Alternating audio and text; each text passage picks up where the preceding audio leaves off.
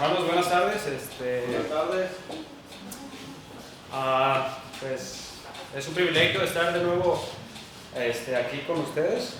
Ya tenía rato que pues, no me había tocado predicar, pero le doy gracias a Dios porque me ha dado esta oportunidad. Le doy gracias a Dios por cada uno de ustedes que estaban aquí y espero que este mensaje sea de bendición para ustedes, sea de edificación. Les voy a pedir que abran sus Biblias en Tito capítulo 3. Le voy a dar lectura del 3 al 8. Tito capítulo 3 del 1 al 8.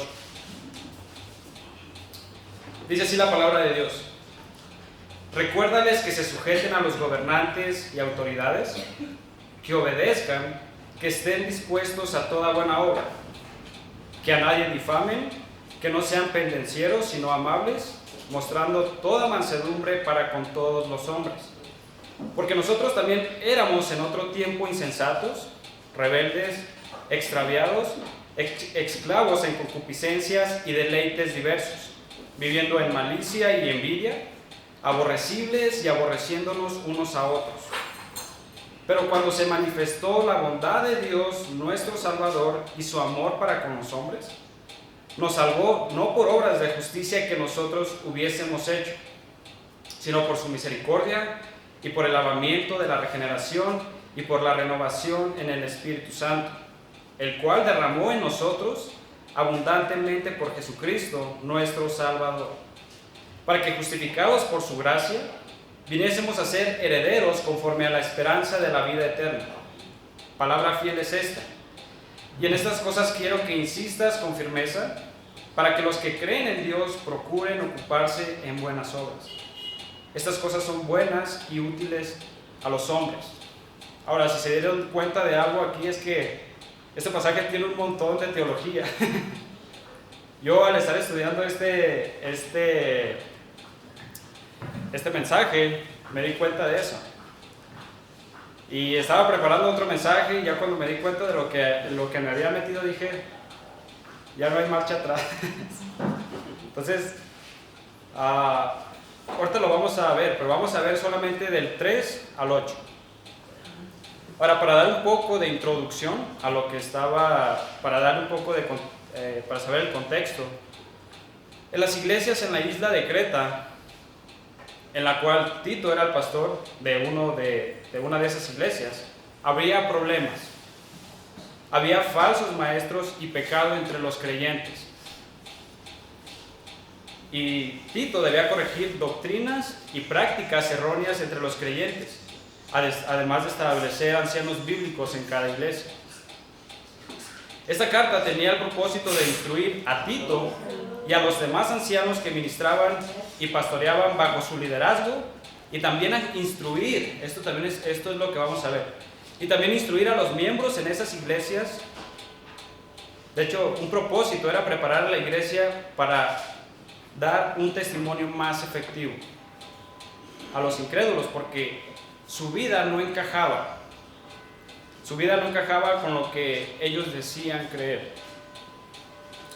En el capítulo 2 de Tito, Pablo habla de cómo han de vivir los creyentes dentro de la iglesia. También dice en el capítulo 3 cómo deben vivir afuera de la iglesia. Y pues en la sociedad. Ahora, un historiador que se llama Polibio, escribe de los cretenses. Dice que eran rebeldes, eran hombres de guerra, no se sometían a los gobernantes, y dice que no había costumbres tan corrompidas como la de los cretenses.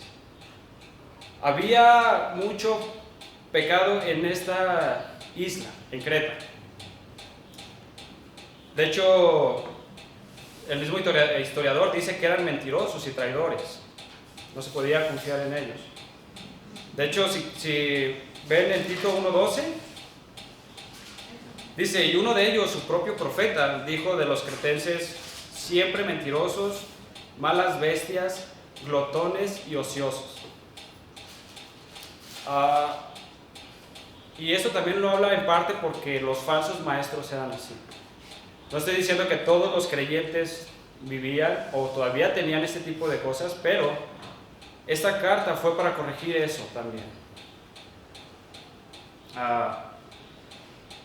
Y Pablo da una lista y dice que deben recordar una de las cosas, y estuve viendo el contexto de esto, una de las cosas que Pablo dice, y da una lista y dice que debemos recordar nuestros deberes como cristianos. Eso es lo que dice el 3.2.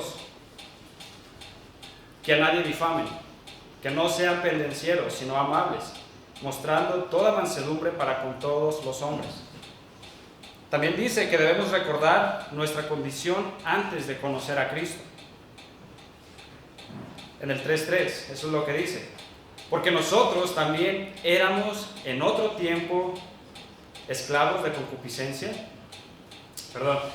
insensatos, rebeldes, extraviados, esclavos de concupiscencias y deleites diversos, viviendo en malicia y envidia. Éramos aborrecibles y nos aborrecíamos unos a otros. Esa es una condición de cada ser humano. Quizás ustedes digan, bueno, es que yo no tengo toda esta lista de pecados, obviamente no. Pero si nos ponemos a examinar todo lo que la Biblia dice acerca del hombre,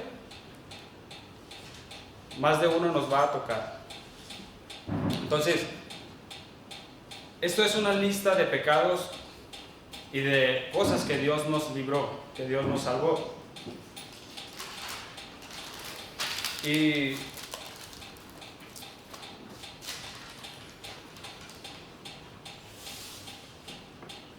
también debemos recordar que nuestra salvación, ¿cuál es el motivo? ¿Cuál es el motivo para que llevemos una vida justa en medio de una generación que no conoce a Dios? ¿Cuál es el motivo? ¿Cuál es el motivo para que lleves una vida justa? Esos creyentes en Creta estaban difamando, estaban hablando mal de las personas, tal como en el día de hoy. Esperamos que tantas personas que no conocen a Cristo y fallan, y ¿qué decimos? Es que ve cómo está el mundo, ve cómo está la gente de afuera, y nos las pasamos criticando y juzgando a los gobernantes. Memes y todo este tipo de cosas, pero lo que Pablo va a hablar es que, miren, tengan cuidado, porque ustedes eran igual que los que están viviendo afuera.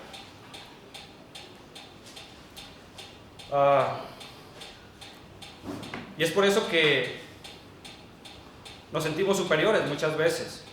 Nos sentimos superiores, pero antes de juzgar a los incrédulos, que son líderes, gobierno o en otra posición a la gente de afuera, deberíamos recordar que nosotros éramos como aquellos a quienes estamos inclinados a difamar y a condenar.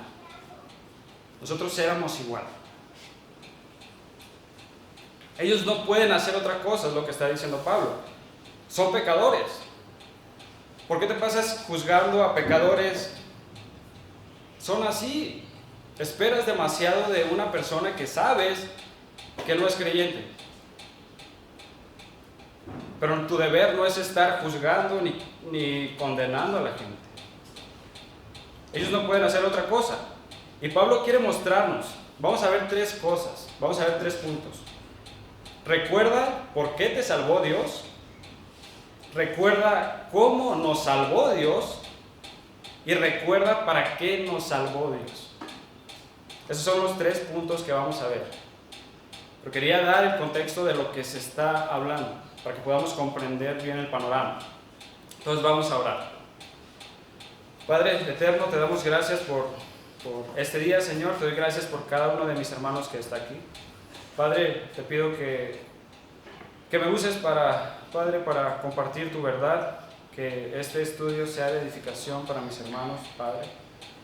Te pido que nos ayudes a comprender las realidades de tu verdad, de cada aspecto de la salvación que tú hiciste y que no merecíamos, Señor.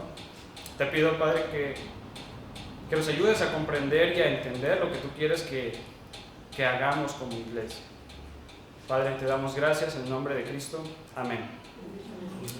Ahora, el primer punto es, recuerda por qué te salvó Dios. En el 3:4 dice: pero cuando se manifestó la bondad de Dios, nuestro Salvador, y su amor para con los hombres. Pablo dice, pero. Este pero es una transición entre el versículo 3, en lo que ha venido hablando acerca de nuestra condición, de lo que éramos antes.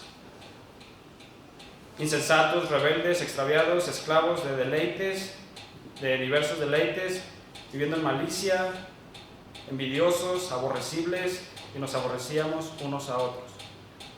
Pero, dice Pablo, el hombre iba camino al infierno, pero este es uno de los grandes peros de las Escrituras.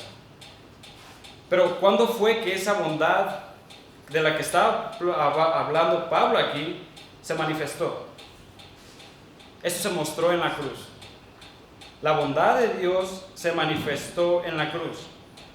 Dios mostró su amor al enviar a Cristo.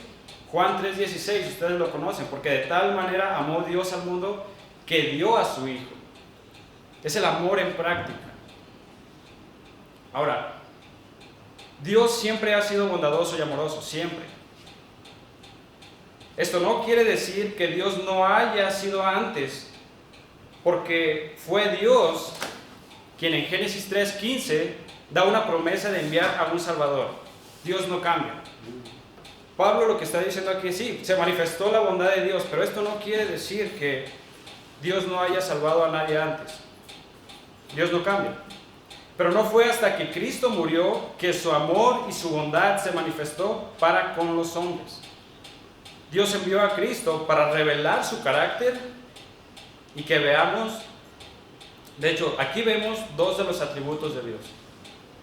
Y uno es, dice Pablo, pero cuando se manifestó la bondad de Dios. La bondad de Dios. Es una inclinación natural a hacer el bien. Un interés activo en el bienestar de otros. Es un interés amoroso, lleno de gracia, para acercarnos a Él. Él es bueno. Dios es bondadoso por naturaleza. Es natural que Él sea bondadoso para con los hombres. La Biblia dice que Él hace llover sobre justos e injustos. Vemos de su bondad, siempre. Vean en el libro de Hechos.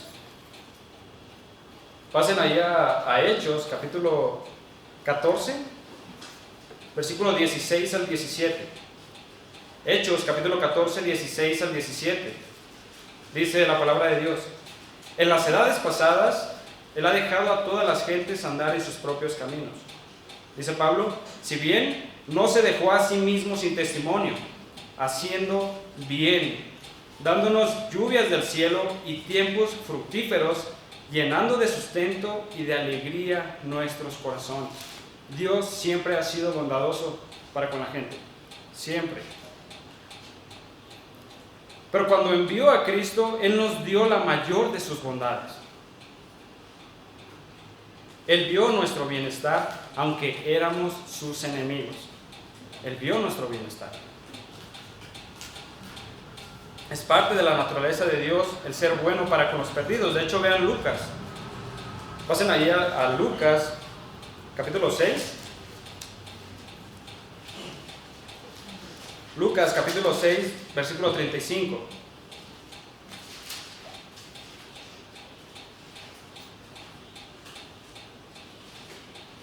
Me equivoqué. Ok, dice así la palabra de Dios: amad pues a vuestros enemigos, y haced bien y prestad, no esperando de ello nada, y será vuestro galardón grande, y seréis hijos del Altísimo, porque Él es benigno, Él es bueno para con los ingratos y malos. Dios siempre ha mostrado su bondad, aún para con los que no lo merecen, siempre. En 1 de Timoteo 2:4 dice que Dios no quiere que los hombres, que Dios quiere que los hombres sean salvos y conozcan la verdad. Dios es bueno. La Biblia dice que Él no quiere la muerte del impío. Dios no quiere la muerte del pecador. Dios siempre ha buscado al hombre. en Romanos capítulo 2, versículo 4, y les voy a leer en otra versión, en la Nueva Versión Internacional. Les voy a leer Romanos 2, 4 y parte del 5. Dice así la palabra de Dios: ¿no te das cuenta de lo bondadoso, tolerante y paciente que es Dios contigo? ¿Acaso no significa nada para ti? ¿No ves que la bondad de Dios es para guiarte a que te arrepientas y abandones tu pecado? Pero eres terco y te niegas a arrepentirte y abandonar tu pecado. Por eso vas acumulando un castigo terrible para ti mismo, pues se acerca el día de la ira. Dios es bondadoso y dice que su bondad te guía al arrepentimiento. Su paciencia, Dios es paciente. Dios es bondadoso para con la gente. Dios no quiere que la gente muera en su pecado.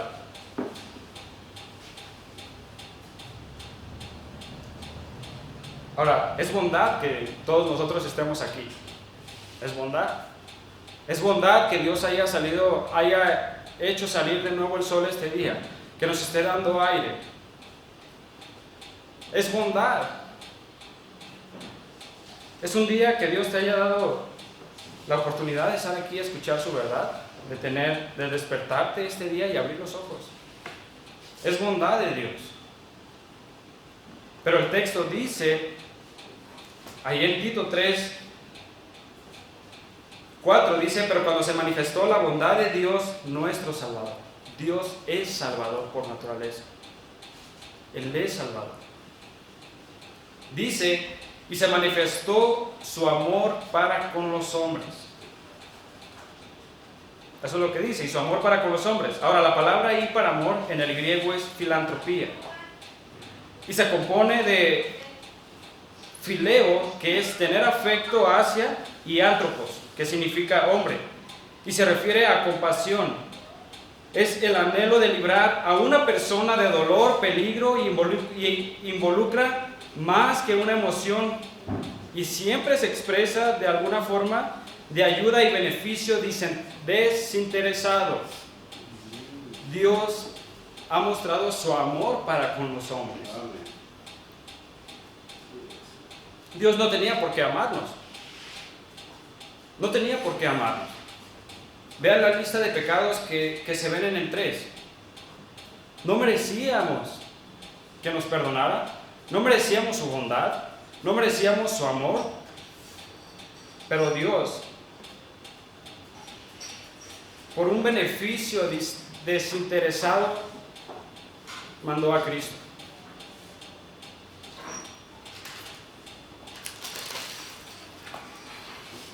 Él amó a los pecadores y quería que su bondad y su amor fueran desplegados.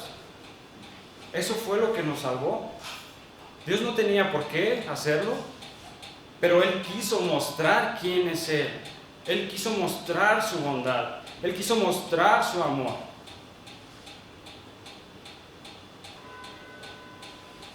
Y quieres ver, y de hecho Cristo es el amor y la bondad encarnado. ¿Quieres conocer cómo es Dios? Mira a Cristo. Mira a Cristo cuando está orando por Israel. Dice: ¿cuántas veces quise juntarte como la gallina reúne a sus polluelos y no quisiste? Él siempre fue bondadoso y amoroso para con los pecadores. Y sigue mostrando bondad y amor para con todos los hombres. En Mateo 11:28 dice: venid a mí todos los que estéis trabajados y cargados, y yo os haré descansar. Dios sigue siendo bondadoso para con la gente. Ahora, que la gente no vea su bondad, eso es otra cosa, pero Dios siempre es paciente. Su bondad te da bien, te da vida, te da sustento y te da paciencia. Tiene paciencia. Paciencia es lo que dicen Romanos. Su benignidad te guía al arrepentimiento. Dios es paciente, pero esa paciencia un día se va a terminar.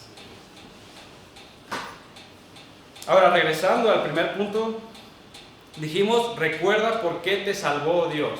¿Por qué te salvó Dios? Tito 3:5 es lo que dice: nos salvó, no por obras de justicia que nosotros hubiéramos hecho, sino por su misericordia. Pablo nos dice, nos salvó. Toda la obra de salvación depende de Dios. Ustedes no podían salvarse por sí mismos. Nosotros no hicimos nada. Él nos salvó, es lo que está diciendo Pablo. ¿Pero de qué nos salvó? ¿Te has preguntado alguna vez eso? ¿De qué me salvó Dios? Bueno, me salvó de mi pecado, ¿no? Me salvó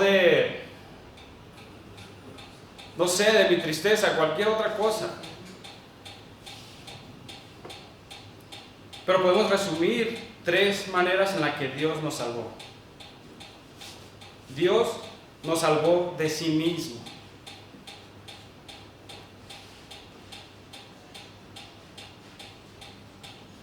Porque es a Él al que hemos ofendido. Hemos vivido nuestra vida a espaldas de Él y desobediencia a sus mandamientos. Y la Biblia, ¿qué dice? La paga del pecado es la muerte, es muerte eterna. Dios paga a la gente con muerte. Esta es tu paga, este es tu salario por haber pecado. Muerte eterna.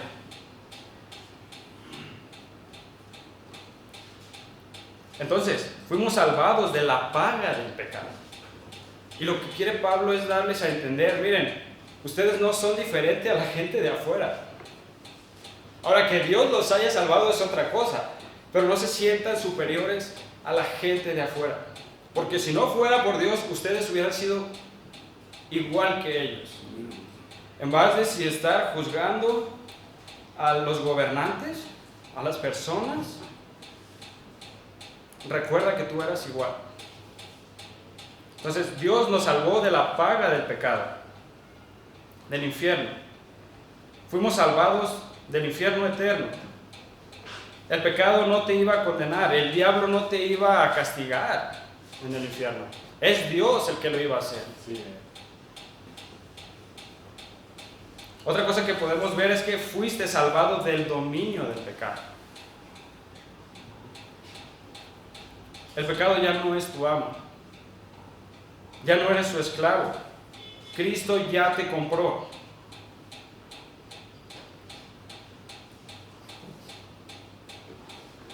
No debes obedecer al pecado. Ya fuiste libertado. Eso es lo que la Escritura dice. Nosotros morimos con Cristo. El pecado ya no debe controlarnos. Ya tenemos las capacidades. Dios nos las ha dado. La Biblia dice en Colosenses que en Cristo estamos completos. Ya no hay nada más que agregar. Entonces fuiste libertado del dominio del pecado. Y también seremos salvos de la presencia del pecado cuando muramos. Esto es cierto. Si morimos ahora, ya no vamos a pecar. Esta carne se va a quedar aquí. Pero si Cristo regresa, va a ser igual. Cristo, cuando Él regrese, dice que nuestro cuerpo va a ser transformado. ¿Fuiste libertado de la paga del pecado? De dominio del pecado, y serás salvo de la presencia del pecado.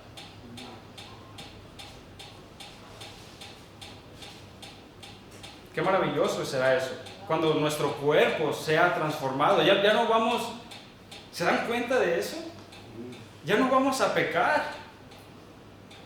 O sea, ahorita el pecado es una carga y es una lucha para nosotros, pero va a llegar el momento en que ya no va a ser así.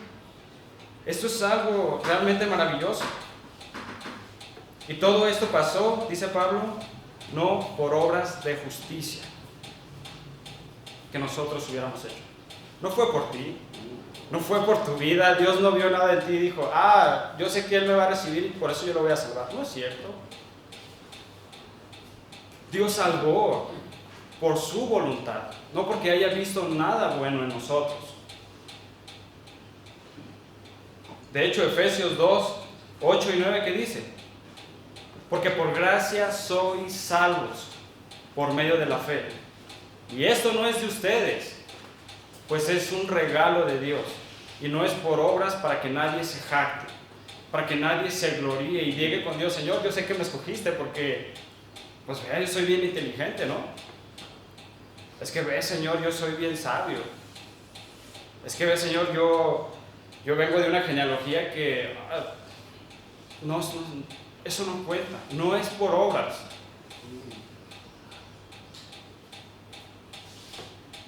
Dios no cuenta tus obras, no sirven para nada, son basura. Ellas no te pueden salvar. Ahora, sí es cierto que las obras son la evidencia de nuestra salvación. Eso es lo que dice Pablo en el versículo 10 de Efesios. Porque somos hechura suya, creados en Cristo Jesús para buenas obras, pero no es por eso que Dios nos salva. Son la evidencia de nuestra salvación. Las obras no salvan a nadie, dice Pablo, sino por su misericordia. Fue misericordia lo que nos salvó. ¿No fueron nuestras obras? Ahora, ¿qué es la misericordia? La misericordia es similar a la gracia. La gracia tiene que ver con la condición del pecador delante de Dios, el juez. Y Él le da, es favor inmerecido, que aunque no lo merece, nos lo da a pesar de lo que sí merecemos, su justicia. Pero la gracia, Él nos da gracia porque no nos da lo que merecemos. Ahora, la misericordia se relaciona con la condición del pecador en su pecado. Dios nos vio hundidos en nuestra inmundicia, destruyéndonos por nuestro pecado, y fue movido a misericordia. Fue movido a misericordia. Dios vio nuestra condición, que no podíamos salvarnos. Nadie puede salvarse a sí mismo. Nadie puede liberarse de ese pecado que está esclavizado él mismo. No puede. Y Dios vio eso y fue movido a tener misericordia de nosotros. La idea es sentir lástima, que se siente en las entrañas. De hecho, cuando Cristo estaba aquí en la tierra, Él veía a la gente y dice que Él tenía misericordia. Y la palabra ahí misma dice que se le removían las entrañas. Sentían lástima por ver la condición del hombre hundido en su pecado. Fue pura misericordia lo que nos salvó. Pablo quiere que estos creyentes en Creta sepan que la única razón por la cual ellos son diferentes es porque Dios los salvó. Dios los salvó por su bondad, su amor y misericordia para desplegar sus atributos. No por nosotros. No. Y hay veces suele pasar eso, ¿no? Ves a la gente de afuera y te ves a ti mismo y dices, ve cómo está el mundo, ve esta gente cómo está, y ve esto, y ve esto, y ve esto. Y nos la pasamos criticando a la gente, cuando nosotros éramos igual. Solamente por la bondad, el amor y la misericordia de Dios. Pablo quiere que ellos dense cuenta. ¿Cómo los salvó Dios? Por su bondad, por su amor, por su misericordia. Ahora, el segundo punto es, recuerden cómo nos salvó Dios. ¿Cómo fue? La siguiente parte del versículo de Tito 3:5 dice, por el lavamiento de la regeneración y por la renovación en el Espíritu Santo. Esto se refiere al nuevo nacimiento o nacer de lo alto. Y el hombre no contribuye en nada. Ahora, una pregunta. ¿Qué hicieron ustedes para nacer? Alguien decidió, bueno, yo quiero tener esos papás. Nadie, ¿verdad? No, la verdad, nosotros no escogimos que se nos diera vida. La vida física de nuestra mamá. Fue algo que nos sucedió y estamos aquí. No decidimos nosotros quién. Yo quiero que él sea mi papá, que ella sea mi mamá. No decidimos eso. De manera similar, Dios, el Espíritu Santo, nos tiene que regenerar, dar vida espiritual. ¿Por qué? Porque estábamos muertos en nuestros delitos y pecados. Ahora, si tú hubieras un muerto allí, a un muerto en la calle, y le dices, oye, ven, levántate, vamos al hospital para que te pongan esas cosas en el pecho y vuelvas a tener vida. Está muerto. Está muerto, no te puede escuchar.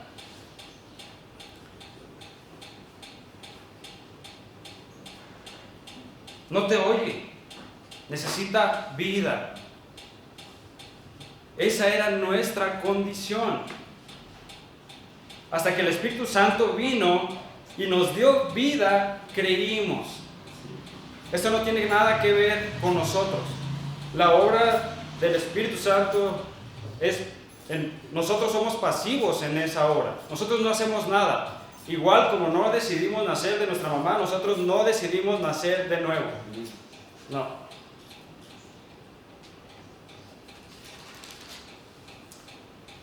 Se nos dio arrepentimiento. No, perdón, ya me estaba adelantando.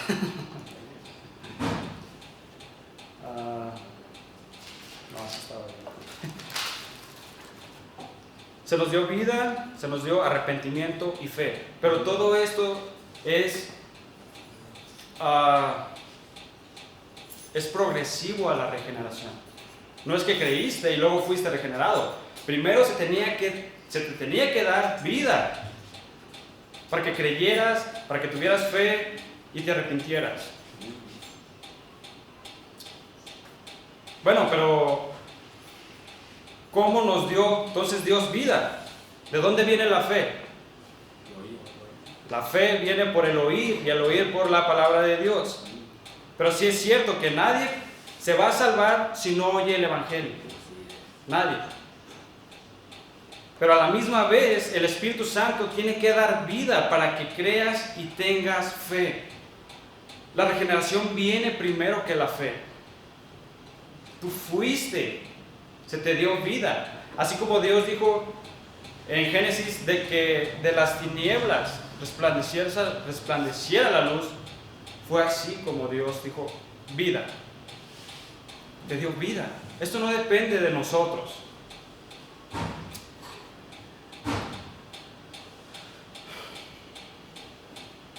El Espíritu Santo te tiene que dar vida para que creas, tengas fe. La regeneración viene primero. De hecho, vamos a ver unos versículos.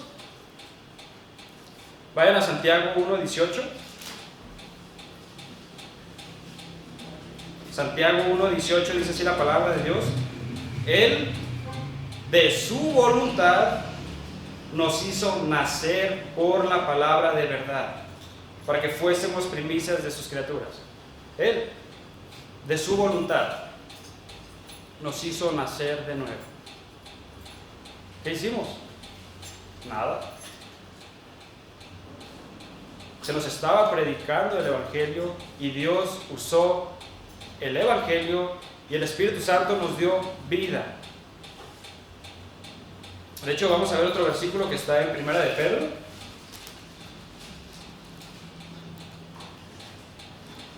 Si lo encuentro, porque ya me perdí. Primera de Pedro 1:23.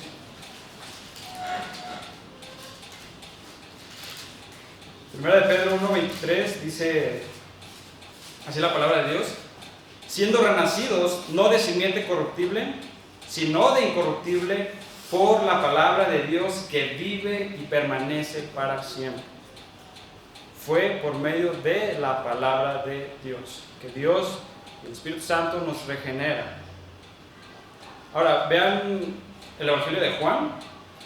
Ahí habla de Nicodemo. Yo creo que es el más conocido, donde Jesús le dice a Nicodemo, mira Nicodemo, si no naces de nuevo no puedes entrar en el reino de Dios.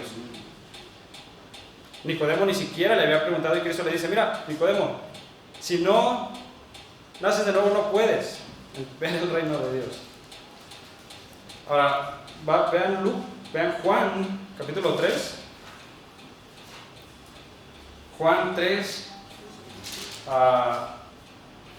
vamos a ver el versículo 8. Bueno, vamos a leer desde el 7. Dice, no te maravilles de que te dije, os es necesario nacer de nuevo. El viento sopla de donde quiere y oyes su sonido, mas ni sabes de dónde viene ni a dónde va. Así es todo aquel que es nacido del Espíritu. Así como el viento no puede ser controlado ni entendido, pero lo sientes y oyes, lo mismo sucede con el Espíritu Santo. Él no puede ser controlado o comprendido, realmente no podemos comprender bien esto, su obra, pero la prueba de su obra es evidente. ¿Por qué? Porque te arrepentiste y tienes fe, y realmente esto afecta toda tu vida. La Biblia dice, si alguno está en Cristo, nueva criatura es. Las cosas viejas pasaron, todas son hechas nuevas, es un cambio de vida. Esto no lo puedes controlar tú mismo, así como no puedes controlar el viento, y no lo puedes entender, pero si lo ves, si lo sientes, el Espíritu Santo te da vida y no sabes cuándo te la dio. Simplemente creíste y tuviste fe.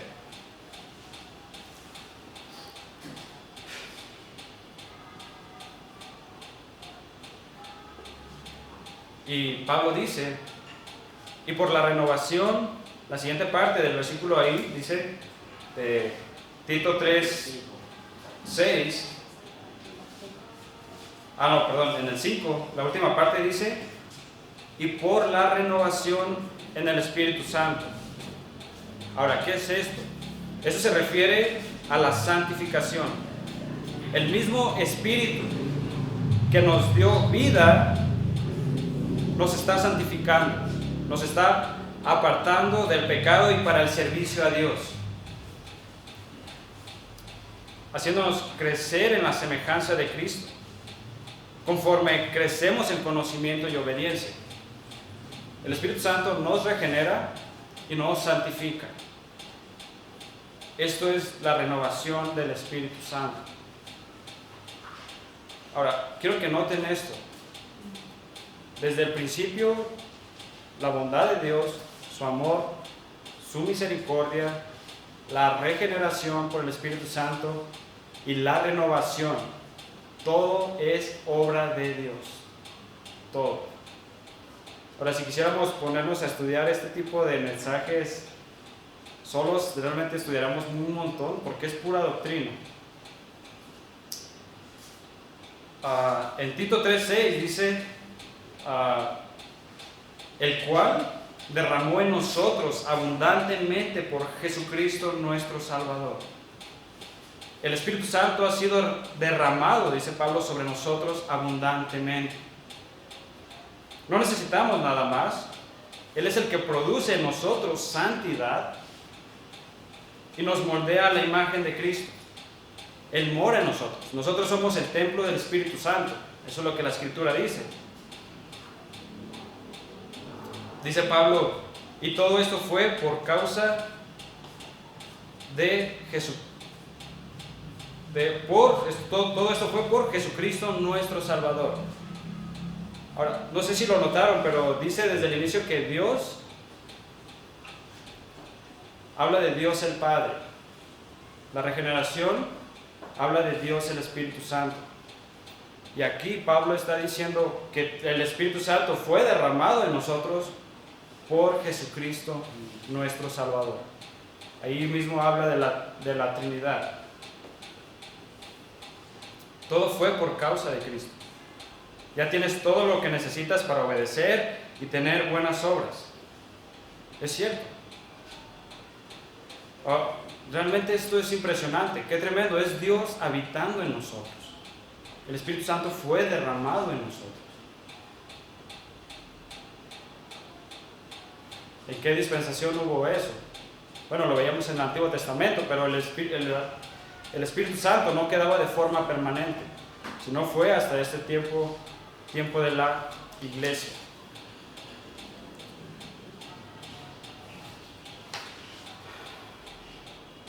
Él nos dio vida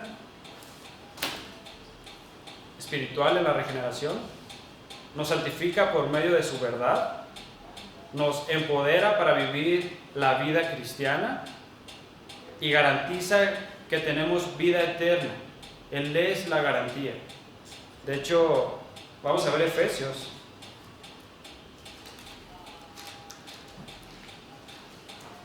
En Efesios 1, 13 y 14 dice, en él vosotros también, oído la palabra de verdad, el evangelio de vuestra salvación, y habiendo creído en él, fuisteis sellados con el Espíritu Santo de la promesa, que es las arras de nuestra herencia, hasta la redención de la posesión adquirida para la alabanza de su gloria. Ahí dice que el Espíritu Santo es la garantía de que Dios nos va a dar la herencia y de que tenemos salvación eterna en él. De hecho, Pablo dice, si alguno no tiene el Espíritu de Cristo, no es de él.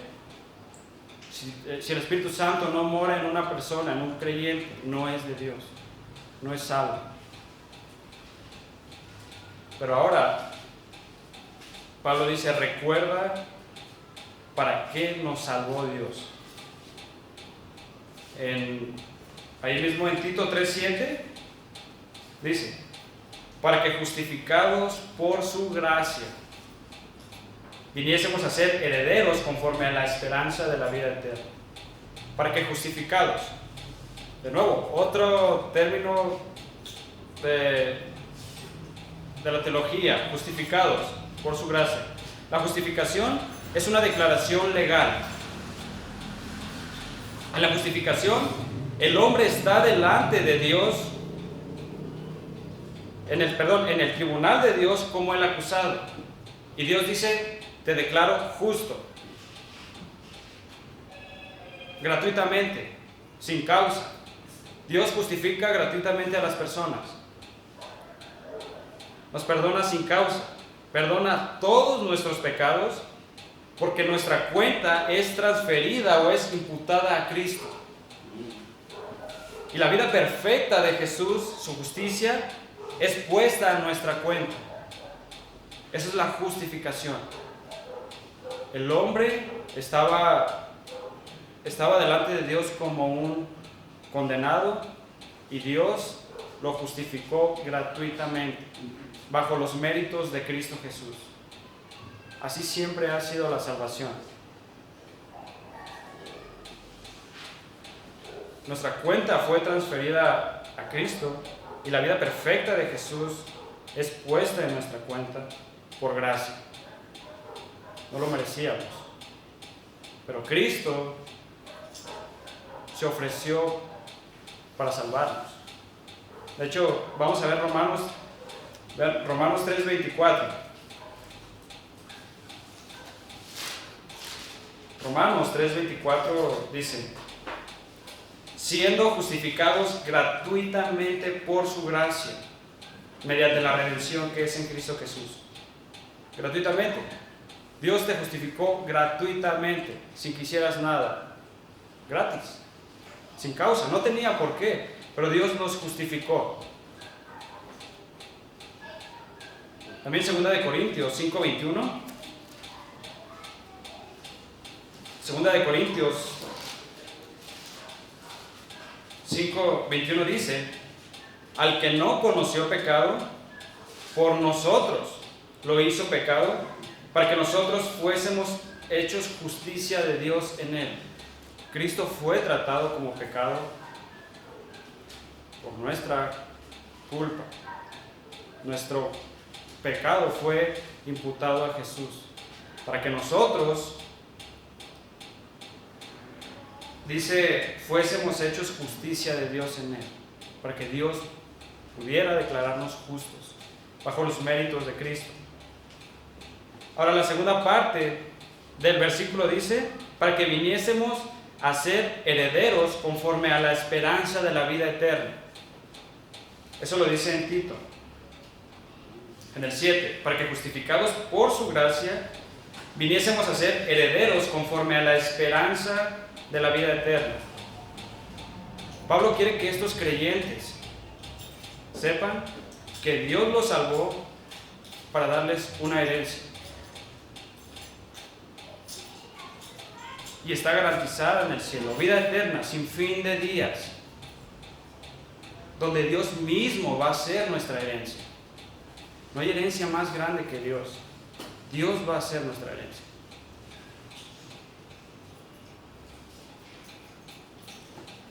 Qué maravilloso. Pecadores culpables que merecían el infierno son llevados hasta el palacio mismo del rey como hijos. Realmente no lo merecíamos,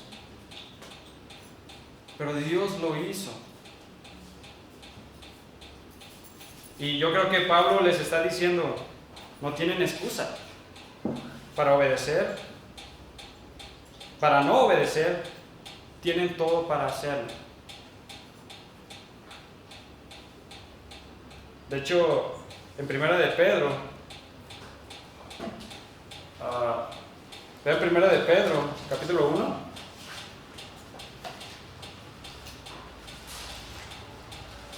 Primera de Pedro, capítulo 1, eso también habla de nuestra herencia. Primera de Pedro 1, 3 y 4 dice: bendito el Dios y Padre de nuestro Señor Jesucristo, que según su grande misericordia nos hizo renacer para una esperanza viva por la resurrección de Jesucristo de los muertos, para una herencia incorruptible, incontaminada e inmarcesible, reservada en los cielos para nosotros. Esta herencia está garantizada, reservada en los cielos. Ahora, para llegar ya a la conclusión, Pablo, llegamos a la conclusión de Pablo. Vean el versículo 3.8. Tito 3.8. Palabra fiel es esta, y en estas cosas quiero que insistas con firmeza, para que los que creen en Dios procuren ocuparse en buenas obras. Estas cosas son buenas y útiles a los hombres. Dice Pablo, palabra fiel es esta. En estas cosas quiero que insistas con firmeza. La bondad del Padre, su amor, su misericordia, la obra del Espíritu Santo, la regeneración, la santificación, la gracia de Cristo, la herencia de la vida eterna. Tito insiste con firmeza. Para los que creen en Dios, procuren ocuparse en buenas obras. Recuerden que Dios los ha llamado a ser testigos ante el mundo perdido y condenado. No los llamó a cambiar su cultura. Realmente Dios no nos llamó a cambiar la cultura, a reformar las conductas externas de la gente. Tampoco.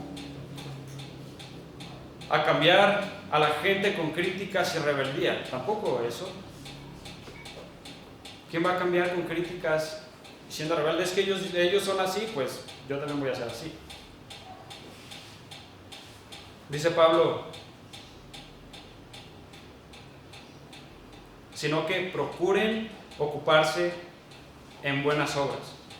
Esas cosas son buenas y útiles a los hombres. ¿Por qué? Porque la gente es atraída a Cristo por las vidas ejemplares de aquellos a quien Él ha transformado en su gracia. Esa es la conclusión de Pablo.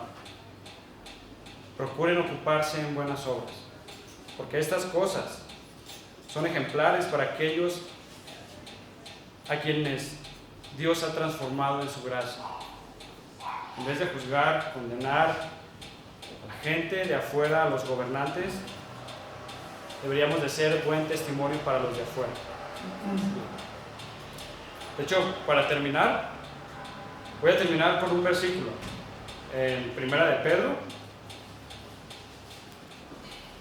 En Primera de Pedro, capítulo 2.